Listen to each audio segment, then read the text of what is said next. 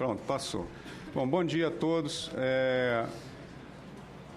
Apenas mostrando os valores quantitativos envolvidos. A dívida consolidada hoje está na faixa de 5,8 vezes a receita corrente líquida, o que equivale a 65% do PIB. E a dívida consolidada líquida hoje, quer dizer, na posição de agosto, estava em 2,2 vezes a receita consolidada ou 25% do PIB. O projeto permite uma grande margem de aumento dessa dívida, de 5,8 para 7,1 vezes a receita corrente líquida, ou seja, permite a dívida ir até 78% do PIB, em função do mau momento econômico que nós estamos vivendo, de baixo crescimento da receita e de vários desequilíbrios fiscais acumulados nos últimos anos. Então, nos 5 primeiros anos de vigência do limite, vai haver um limite muito grande para absorver o problema de acumulação de dívida. Ao longo dos 10 anos seguintes, após esses 5 anos em que se permitirá uma dívida muito alta, essa dívida vai ter que ir caindo gradualmente, até que no 15º ano ela vai ter que estar em 4,4 vezes a receita corrente líquida, o que equivale a 50% do PIB. E a dívida consolidada líquida vai ter que estar na faixa de 25% do PIB. Né? Cadê? Está aqui. Bom, essas projeções foram feitas com base em parâmetros bastante conservadores, bastante razoáveis, para tornar factível o atingimento da meta. Os senhores vejam, por exemplo, que a expectativa é de que o crescimento real da receita corrente líquida seja de 1,6% ao ano e o crescimento do PIB de apenas 1,8%. Então, nós prevíamos um crescimento bastante baixo do PIB para um longo período, né? É bastante improvável que haja um crescimento médio de apenas 1,8% do PIB ao longo de 10, 15 anos. E, além disso, estamos prevendo que a receita cresça abaixo do PIB, então mais conservador ainda, né? Uma taxa Selic média no período após essa corcova, esse período de aumento da dívida, com o ajuste fiscal, a taxa Selic média convergindo para 8,4%.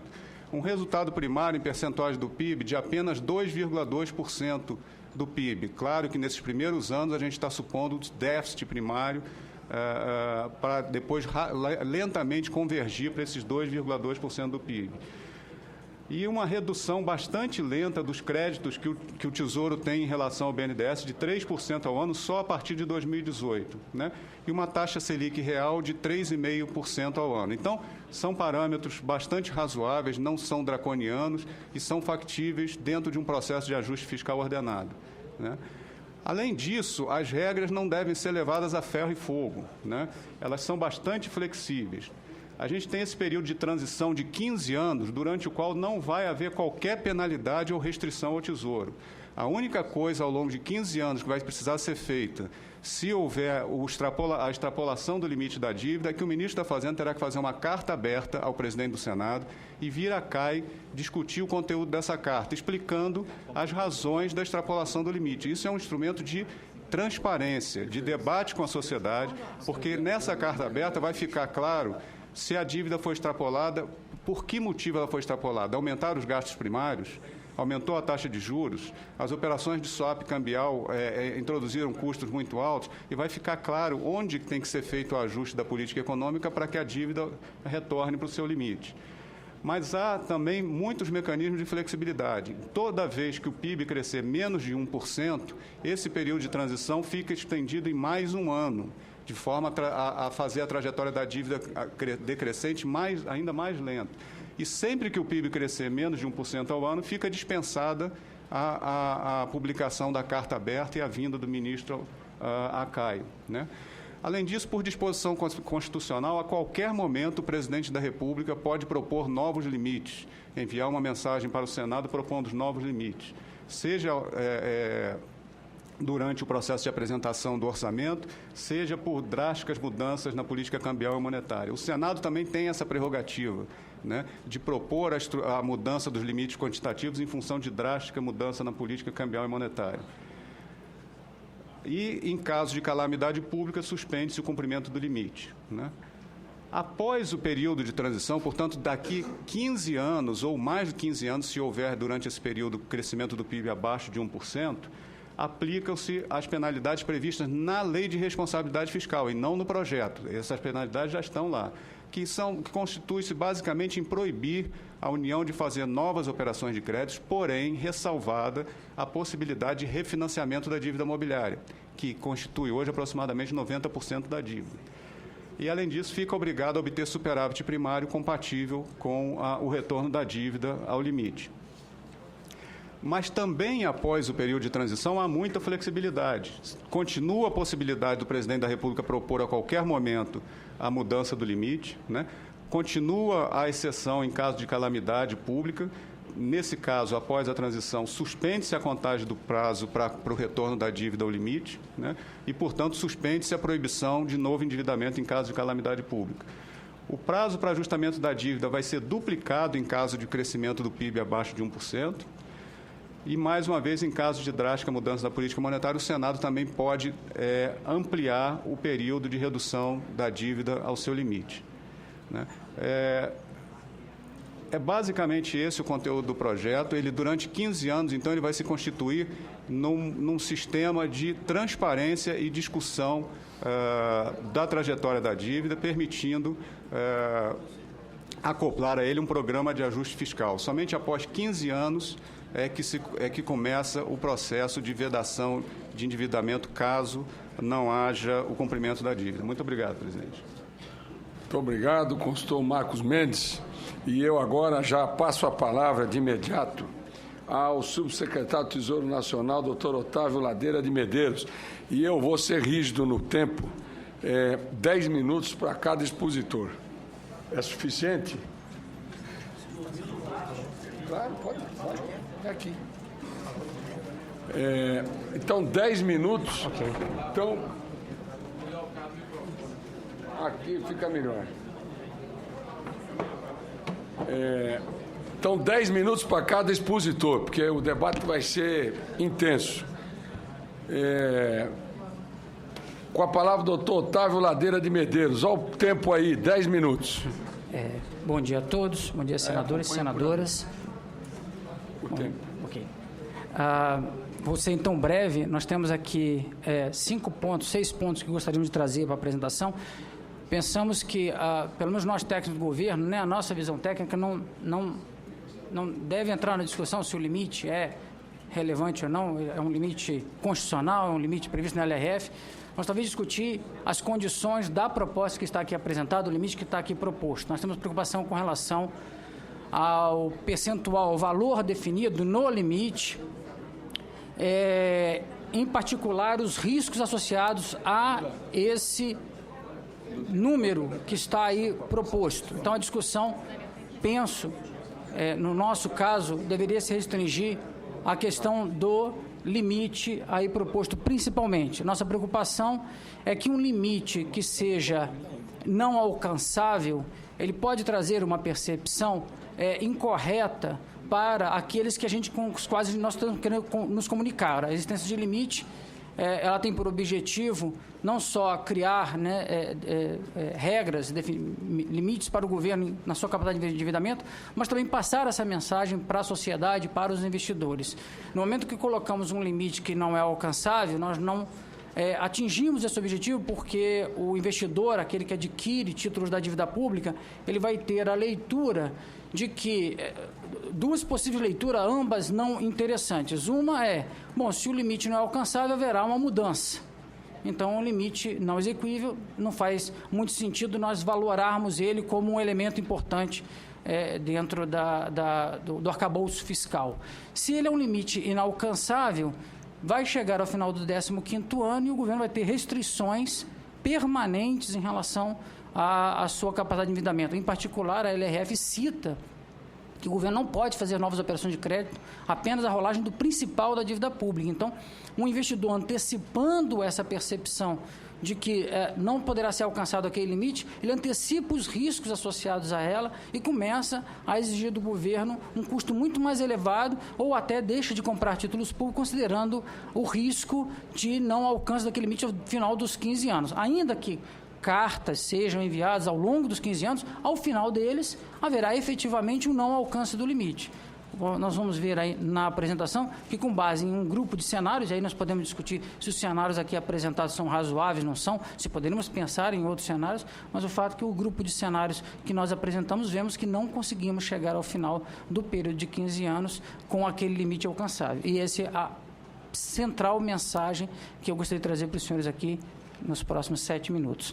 Bom, então, o primeiro ponto já estaria aqui colocado, a questão do limite e a preocupação de que ele precisa ser exequível para que seja visto pelos investidores como algo valoroso e, consequentemente, reduzir os custos da dívida pública do governo a partir desse novo arcabouço, muito importante, fundamental aí para a construção do arcabouço fiscal. Em particular, o limite, ele cria, por ser inexequível, ele começa a criar uma série de travas para a execução da política econômica, seja para a política fiscal, mas principalmente a política monetária, porque inviabiliza um conjunto de relacionamentos entre o Tesouro e o Banco Central, que atualmente existe com base nas leis, inclusive na própria LRF, há uma troca de fluxos entre o governo... Fala o limite de 7,2 vezes a receita corrente líquida. Esse limite que você está achando que é inexequível. Não, o proposto pela emenda, o de 4,4 vezes a dívida bruta, 2,2 vezes a dívida líquida. Anos. Após 15 anos. E nós vamos fazer a apresentação dos cenários e aí será possível observar isso melhor. Então, novas necessidades do Banco Central com relação a títulos públicos para a execução da política monetária podem ficar limitados a partir desse limite em particular. E temos também a própria questão das operações compromissadas do Banco Central, como já citado, e a particularidade que a própria LRF permite que haja limites diferenciados para a União, para estados e para municípios. Ela permite essa construção, e quando pensamos que, no caso do governo federal, nós temos a questão da política monetária dentro desse indicador, então nós estamos falando hoje de um estoque de títulos do Banco Central de aproximadamente R$1 trilhão, aproximadamente 15% do PIB, ou 1,7 vezes esse limite aí proposto. Então, se partíssemos, né, não é, obviamente, a proposta do governo, a proposta do governo é outra, mas se partíssemos de um limite de 2 para estados, ao colocarmos os títulos do Banco Central dentro dessa carteira, algo que os estados e municípios não possuem, já chegaríamos a 3,7. Então, a existência de títulos do Banco Central dentro desse limite para poder fazer política monetária já faz com que não possamos comparar o limite da União com o limite de estados e municípios. Há uma diferença considerável entre os dois. Ditas essas palavras iniciais, eu gostaria de ir diretamente para as nossas projeções. E aí, com base nos diversos cenários, eu chamo a atenção para o cenário considerado mais benigno, que seria um superávit primário de 2,5% do PIB ao longo de todo o período, exceto o período inicial, que nós já temos uma proposta enviada ao Congresso. Então, mantida essa proposta original e a partir do 4º ano, um superávit primário de 2,5% do PIB e um crescimento econômico de 2,5% do PIB, considerando o que o mercado financeiro, a maioria dos analistas consideram, esse é um cenário que pode se considerar até um pouco otimista, infelizmente. Então, nós, com esse cenário aí, nós chegaríamos aí ao final do período em 2,3, seria o melhor cenário dentre esses apresentados. Ele chegaria próximo, mas não chegaria a alcançar o limite. No caso da dívida bruta, é um pouco até mais complicado, que chegaríamos a algo em torno de 5,5, um pouco acima de 5 vezes a receita corrente líquida ao final dos 15 anos, com esse cenário bastante mais robusto, digamos assim, do que o cenário que o mercado está prevendo para os próximos anos. Então, eu acho que esse seria o principal ponto. Também gostaria de comentar que houve uma troca de percepções entre os representantes do Tesouro Nacional e os técnicos do Senado, e nós percebemos algumas fragilidades no modelo que robusteceu esse limite de 2,2, de 4,4. Em particular, desconsiderando algumas relações entre Banco Central e União, que são relações básicas, centrais, né? Então, por exemplo, a União, são 3 os os pontos não considerados no modelo e que depois de ajustados, nós ajustamos, fizemos a conta reversa e chegamos a resultados semelhantes. Então, mostra realmente que aqueles 3 elementos não estavam considerados no modelo dos representantes do Senado. O primeiro é a questão do resgate antecipado da carteira do Banco Central. Havia uma redução da carteira de títulos do Tesouro no Banco Central sem nenhuma contrapartida em nenhum outro item do ativo ou do passivo do governo.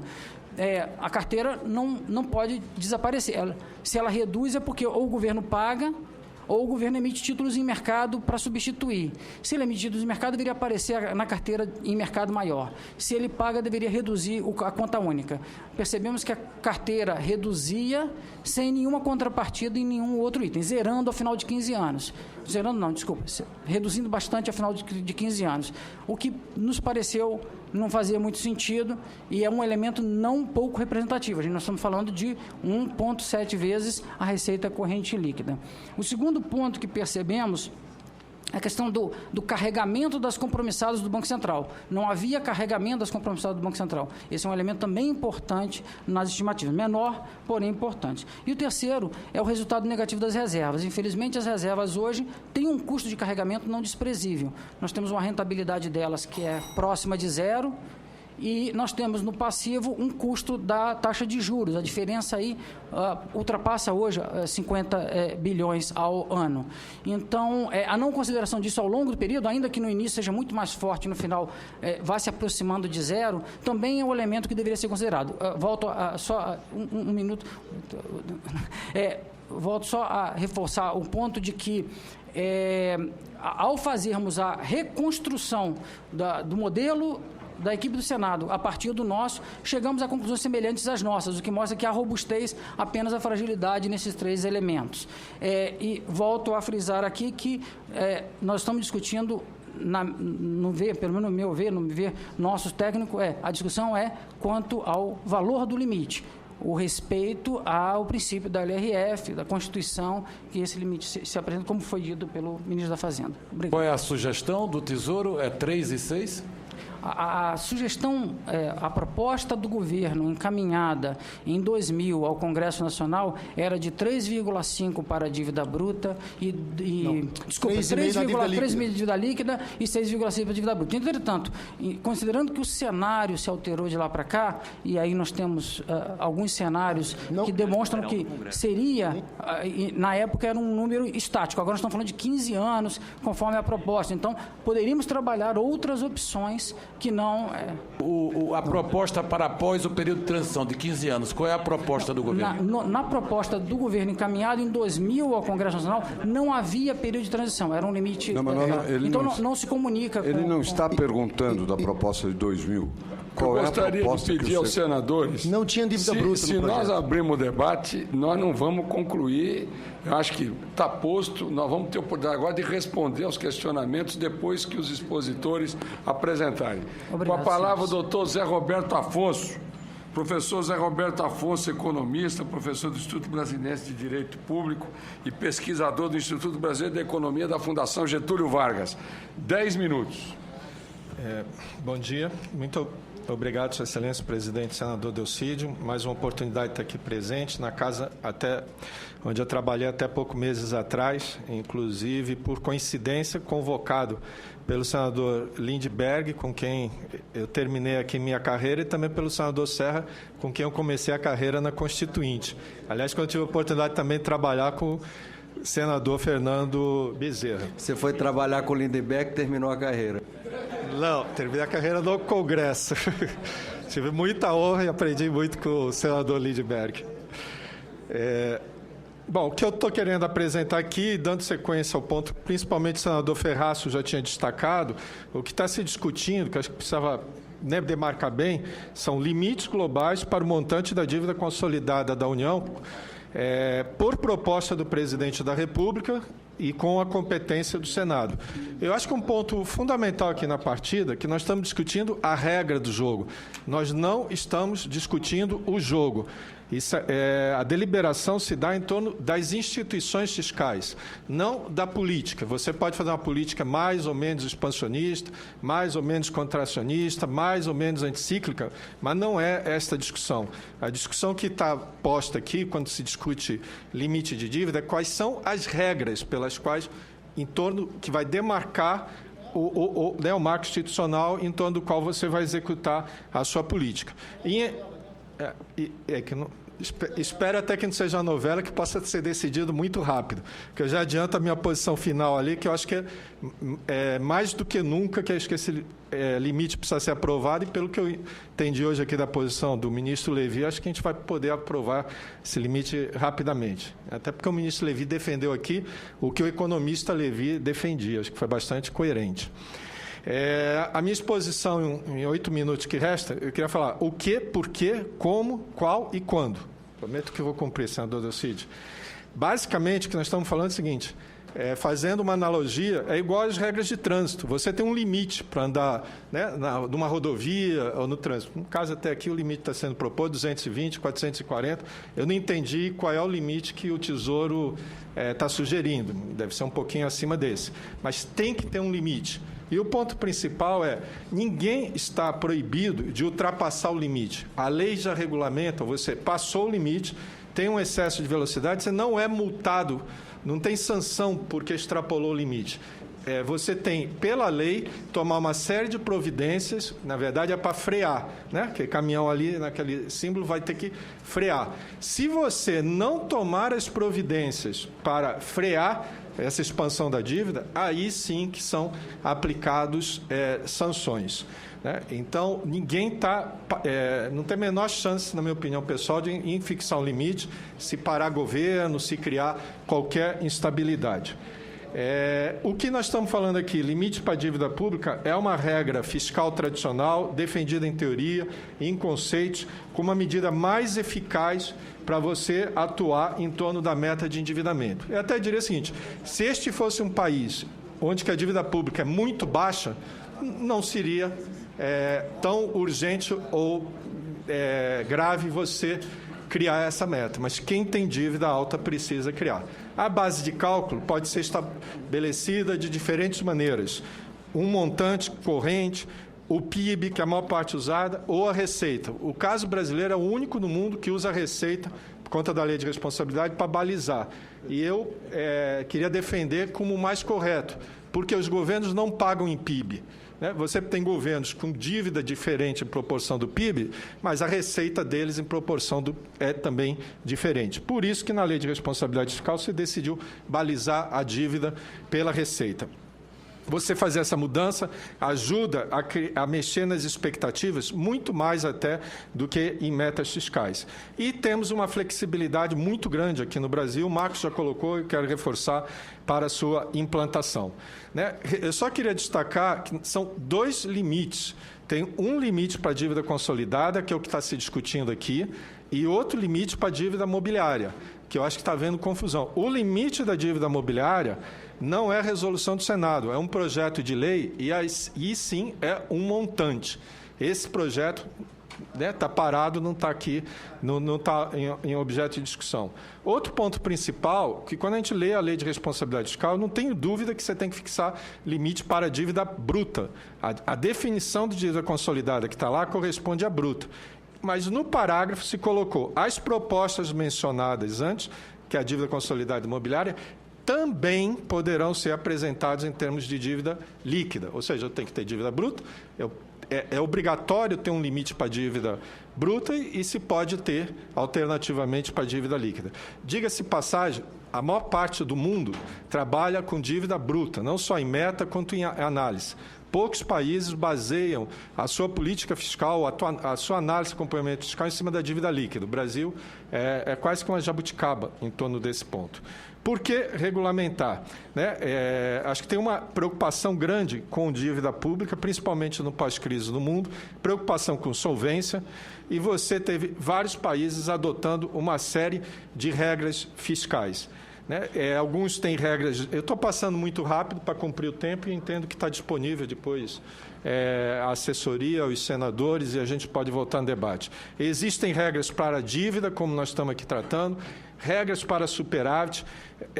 Em muitos casos, agora, a tendência moderna é ter regra para o superávit estrutural, onde você tira o efeito cíclico, regras para despesa, regras para receita. Muitos países têm regras para a dívida. Aliás, antes dos países, os blocos, a União Europeia, a África do Oeste, o Caribe, os países que integram esses blocos econômicos têm que perseguir uma meta de dívida que gera ali em torno de 60% a 70%. E países, desde países ricos a países emergentes e móveis, tem limite. Estados Unidos, com a Dinamarca, são os casos únicos que têm limite em valor nominal, que não é o nosso caso aqui.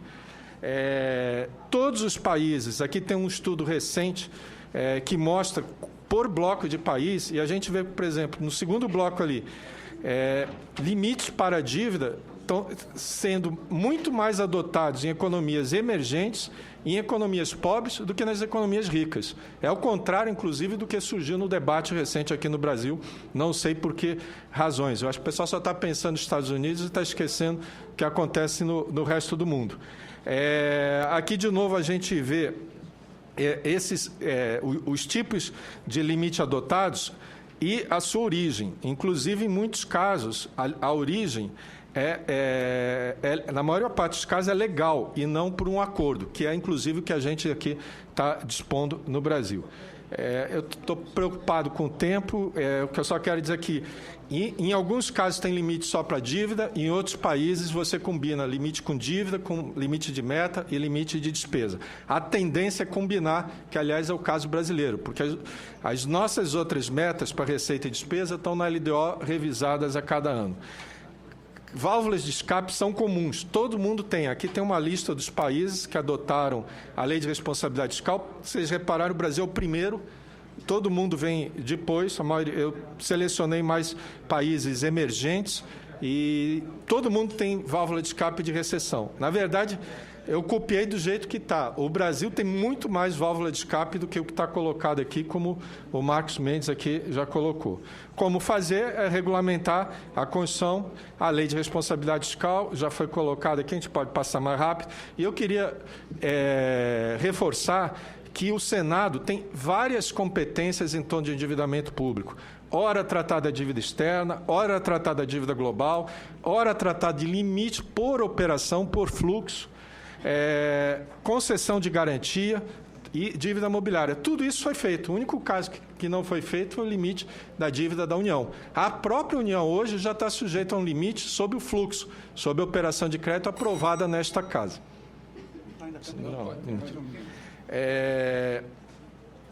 Caso de desenquadramento, tem várias alternativas, Marcos já colocou, eu vou pular aqui muito rápido, eu só queria reforçar uma. Economia em recessão, não é nem recessão, é baixo crescimento, abaixo de 1% do PIB, por lei, o prazo que desenquadrou, passou lá o sinal, tem 1 ano para frear. Quando a economia está abaixo do PIB, tem mais 2 anos, nós estamos falando de 3 anos. O que significa, inclusive, que, na prática, o atual governo não vai estar sujeito a limite nenhum, até o final do seu mandato, dado até a recessão que a gente está vivendo. Várias flexibilidades na lei, eu queria pular. Qual o limite? Acho que aqui já foi fixar limite para a dívida bruta, para a dívida consolidada, há toda a discussão aí de flexibilidade. Eu queria também destacar que, primeiro, quando essa casa fixou limite para os estados, deu 15 anos numa trajetória decrescente. A União está recebendo a benesse. Aliás, eu não conheço nenhum país do mundo que fixou um limite que é 5 anos de desajuste para 10 anos de ajuste, que você permite crescer, quer dizer, pela proposta apresentada pelo relator senador Serra, permite crescer por 7 anos a dívida, por 5 anos. Significa que eu estou aceitando um desajuste por 5 anos para só depois começar a fazer o ajuste. Os estados não tiveram essa vantagem. São inúmeras válvulas de escape. Eu só queria reforçar uma que passou desapercebido. Em caso de instabilidade econômica forte, a qualquer momento o presidente estourou o câmbio, subiu muito os juros, o presidente da República vem aqui ao Congresso e diz, olha, mudou as condições, eu preciso mudar o limite. E o Senado sem precisar do presidente da República, pode dobrar o prazo de ajuste. O Senado, por si só, sem o presidente se mover, ele pode chegar e dizer assim, não, esse limite aqui está muito rígido, vou aumentar o limite. Confesso que, assim, não entendo qual é a preocupação, aliás, também não entendi muito bem qual é o novo limite aí proposto, né? Eu acho que essa discussão, qual o limite, e aí eu queria me dizer, por que fazer isso? Muito rápido, a nossa dívida está subindo, salvo a dívida líquida, nós estamos na contramão dos países emergentes, né? Em cima é a dívida brasileira, e embaixo é a média dos BRICS, nem estou falando emergente, só estou pegando BRICS, a nossa dívida está muito acima dos emergentes, poucos países emergentes estão acima da gente, nós conseguimos, vamos fechar esse ano passando a Índia. Basta dizer, a nossa dívida no final do ano bruta, no conceito internacional, vai estar em 72%, a média dos emergentes é 45%. Ou seja, mais do que nunca é o momento de você adotar essa medida. E, por último, também, para concluir, eu não vejo preocupação do Tesouro com o limite da dívida, porque o Tesouro paga a dívida com caixa. Ele tem um colchão de liquidez para pagar caixa. E eu não sei se vocês sabem, em que pese essa crise que a gente vive hoje, o Tesouro hoje tem o maior saldo de caixa único da sua história. Nunca o Tesouro teve tanto dinheiro em caixa. Ele tem 16% do PIB. Sugiro que essa informação seja sonegada à Comissão de Orçamento. Você pode começar a limitar a fala.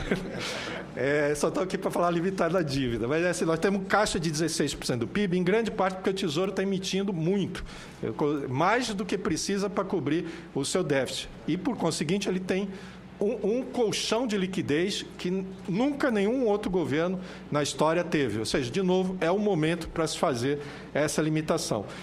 Quando se limitou, alguns senadores estavam aqui nessa casa, quando se adotou o limite da dívida dos estados, e eu participei nos debates e dizia assim, olha, 15 anos não vai dar certo.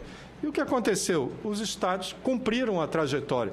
Não tem hoje, tirando um estado desenquadrado. Os municípios, de 5.500 municípios brasileiros, só tem 3 municípios que estouram o limite fixado pelo Senado. As trajetórias foram cumpridas, você tem um desenquadramento recente, que tem a ver com recessão, com uma certa liberalidade do Tesouro Nacional, mas menos por autonomia dos estados. Os estados cumpriram, tem vários indicadores, eu não vejo por que o governo federal não possa cumprir. E, por último, o momento é crucial para a gente fazer isso, porque nós estamos tendo uma desaceleração da economia brutal. Não só o PIB, mas a absorção interna hoje está pior do que na crise de 2008, 2009. E, por último, juro que última posição que explica o que é absorção, por favor.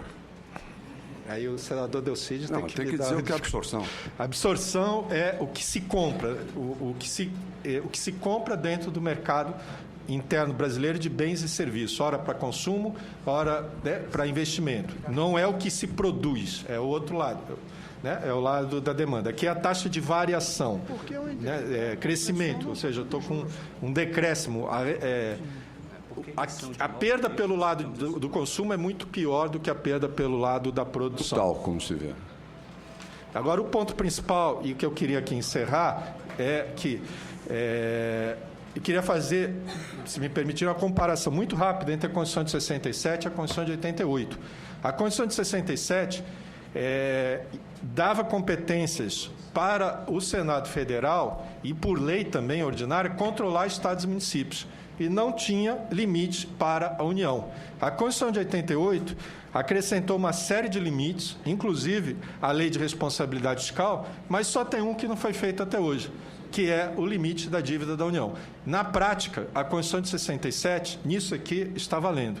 E, assim, eu, pessoalmente, acho que, do ponto de vista de democracia, não faz sentido eu não democratizar completamente as finanças públicas. Se o limite não está bom, acho que se ajusta. Eu, inclusive, com todas essas válvulas de escape, eu não consigo entender qual é a preocupação que se possa ter, né, de desajustar. E o ponto, quando fazer, eu acho que assim, não dá para deixar para amanhã o que se pode fazer hoje. E a gente já teve muitos problemas na nossa economia, né, deixando isso. E, por último, reforçar. Eu acho que o Senado tem uma oportunidade ímpar, principalmente de tirar o país da contramão mundial que ele está em termos fiscais. Em 2000, nós estávamos na liderança do mundo e hoje nós estamos do outro lado. E nós já temos os mecanismos dados. Né? Fazer as reformas, como o ministro Levi aqui sinalizou, é o caminho, e eu acho que a limitação da dívida vai nessa direção. Vários economistas, né, apoiando isso e concluindo mesmo. Eu acho que isso aqui é uma questão de autonomia de poderes. O que a gente está discutindo aqui não é governo, nós estamos discutindo aqui qual é o papel do Congresso. O Congresso tem uma competência constitucional e que, se ele não exerce essa competência, na verdade ele fica preso aonde estava nos governos militares, só que naquele caso o governo militar tirou do Congresso a competência. Agora o Congresso tem competência e, se ele não agir, vai ser cobrado de responsabilidade, dependendo para onde vai. Peço mil desculpas e agradeço muito ao senador Delcídio. Professor Zé Roberto Afonso. Depois dessa exposição, eu descobri por que ele encerrou a carreira dele no Congresso com o senador Lindomberg Farias. Presidente, governista Lindomberg Farias.